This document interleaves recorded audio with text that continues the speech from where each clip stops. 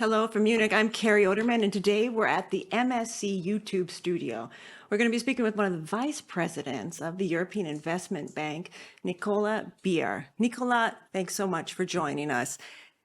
There is a lot going on in terms of security. I'd like to ask you, how do you define security? I think we have to take it broader. So at the end is to secure that our citizens, especially here now, as we are working as a European bank in Europe, can go for their life, be safe, but also can develop their own potentials, develop a family life, have a future. With their own plans. And this also brings us that we have to see in the different sectors broader economic security, so that we have resilience, that we are competitive, that we are not dependent, at least not single dependent, too much from others. And at the other end, also to be implemented in a broader scope of international stable partnerships with good friends and allies around the globe. And when it then comes nearer by security, also then in relation to defense, of course, this is also part of the resilience that you are able at the end also to protect your citizens.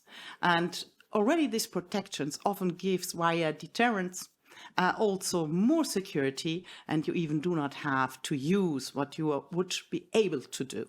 So you've explained the tie between economics and security. Tell us a little bit about what the European Investment Bank does. The European Investment Bank as the financial arm of the European Union, so as the European policy-driven bank of the 450 million Europeans here on this continent, is supporting the aims, what is defined in the European Union, coming from the vote of the voters in the elections, and then worked out through the three institutions, so European Parliament, European Commission, and in coordination, collaboration with the 27 EU member states. This means that we have priorities. And of course, against the changings in the geopolitical background, security and defense is one of our core priorities. But we always try to develop the whole ecosystem. So when I'm speaking that we support investments of enterprises, for example, in manufacturing, for security, for defense, for critical infrastructures as bridges, road or civil protections, for developing new drones or others.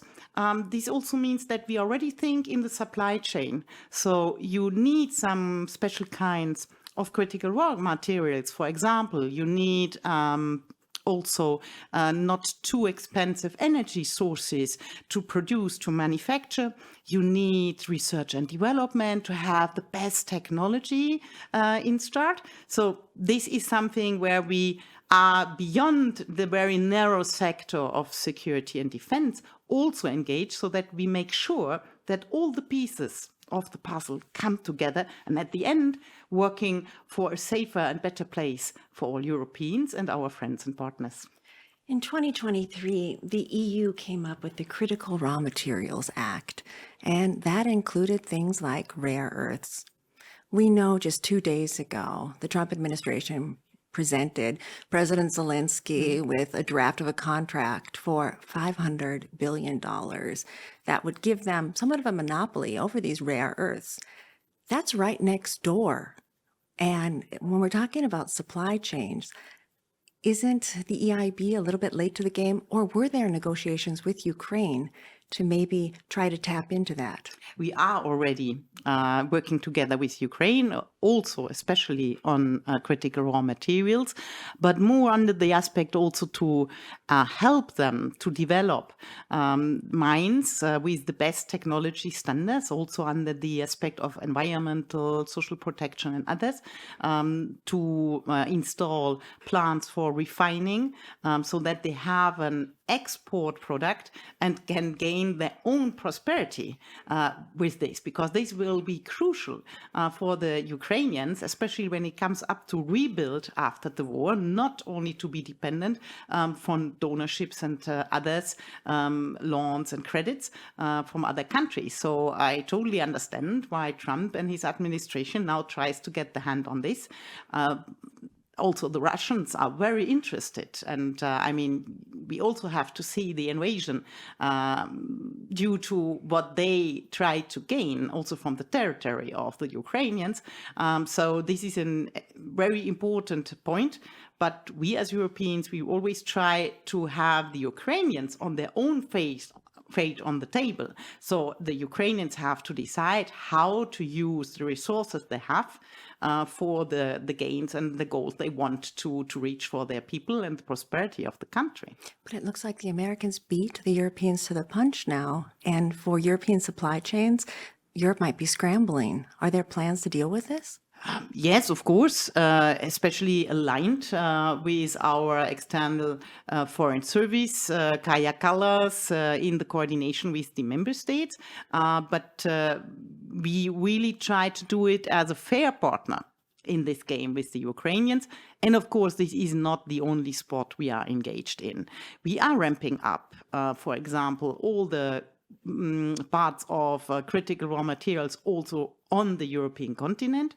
Just last year had signatures for 2 mines here within Europe, but of course then also reaching out to all over the world countries for stable partnerships to in an economical partnership to really organize win-win situations so that you have an added value on the ground with your partners, and in the same time, of course, then secure your supply chains with different partners. So diversify really, that even if you then lose one, whoever it might be, that at the end you can be sure that what you need, this is there. And of course, there are analyses what is the most important. NATO just published a list of 12 defense critical materials, and this for us gives guidance where to go, what to invest in.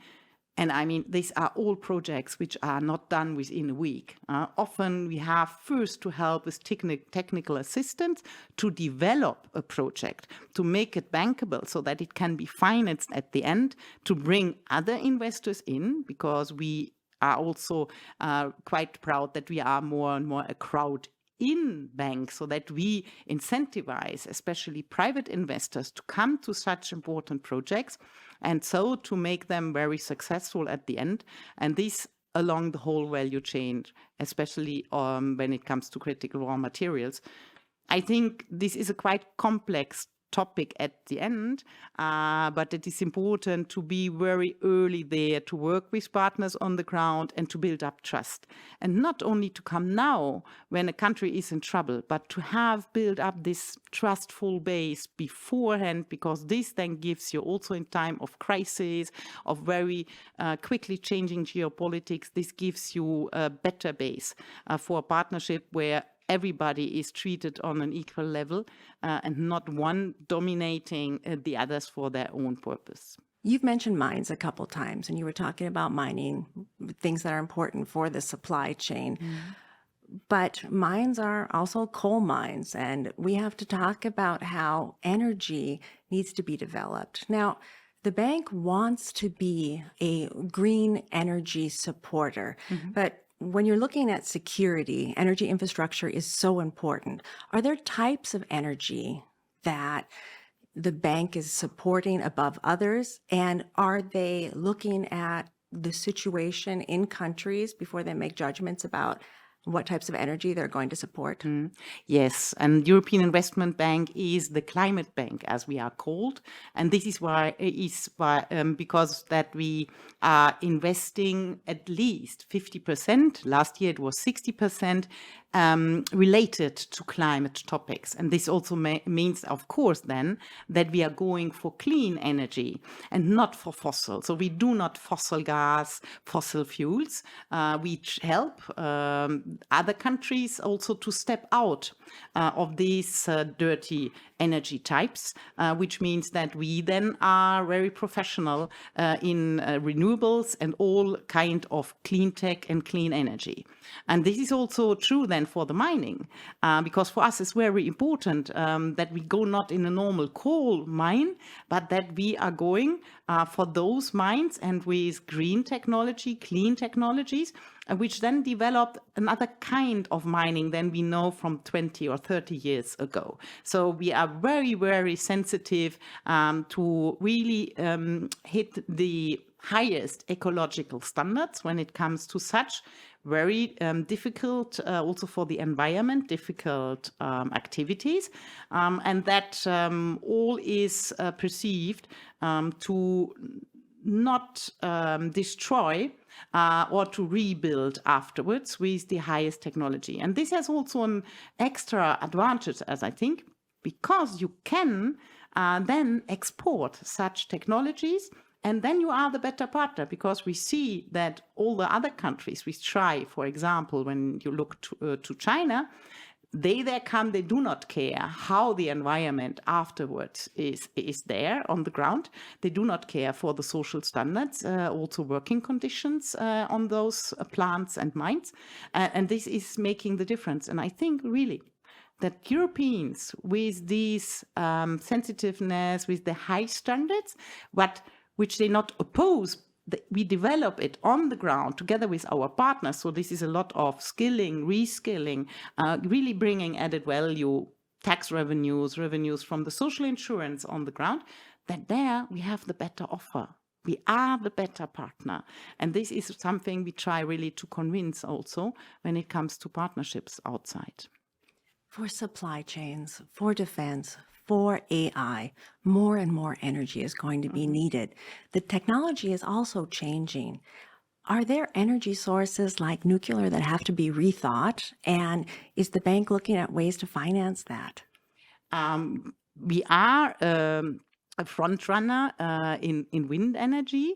We are investing not only in the production, but also in the distribution of clean energy. So smart grids, for example, for the moment, where you have the modernized, digitalized form so that you also can deal with very volatile energies like wind and solar, working a lot with hydropower. But of course, we are also looking in new upcoming forms of energy, of clean energy. For example, fusion is something we have for the moment under analyze to look how we could maybe support this potential. And of course, we are also following the new developments, for example, when it comes to the small modular reactors.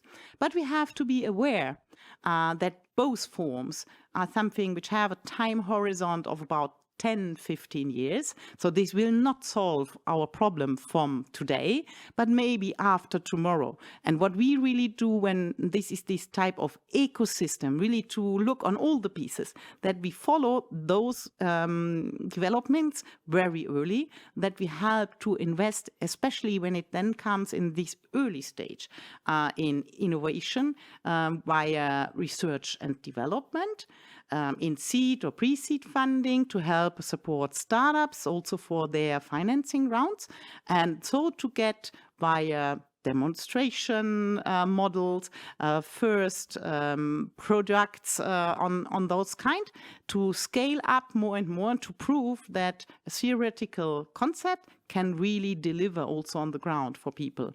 And I think that these are very, very promising new technologies, but for the moment not as mature to produce for everybody's life. But if this can come really feasible at the end on a high scale, so really for mass production, then we would have a wonderful form to accommodate all the other forms of clean energy and would bring the prices down, which is very important for our industry, for jobs, but also for households and citizens. You've explained that wonderfully, and I'd love to work with the EIB because you'd like to build capacity, you'd like to help people, but you're operating in structures that are built for peace. And the European security structure has been totally reshuffled in the past few days. Are you going to have to change the way you do business and risk another situation where the United States or China or Russia comes in and disrupts the European economy because they're taking resources or damaging things? Yes, and we always try to prepare very early with our partners, whether these are states, whether these are privates and corporates. For example, we were one of the first supporters, also by financing, of the Ukraine.